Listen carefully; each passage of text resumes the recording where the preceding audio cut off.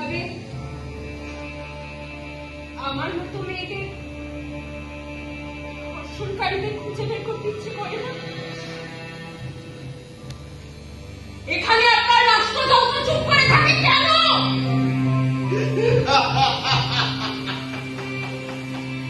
বলুন, উত্তর দিন। উত্তর দিন শেখর বাবু।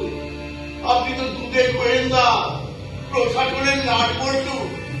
বলুন, আজ থেকে এতগুলো বছর আগে আপনাদের রাজ্যে নোংরা রাজনীতির শিকার হয়ে আমার এই মোড়ার ভাগ্নি ধর্ষিতা হয়েছিল। তখন কোথায় ছিল আপনাদের দায়িত্ব? ছিল না মানবিক মুখ, কর্তব্য পরায়ণতা? বলুন, উত্তর দিন। একরকম ভালোই হবে মামা।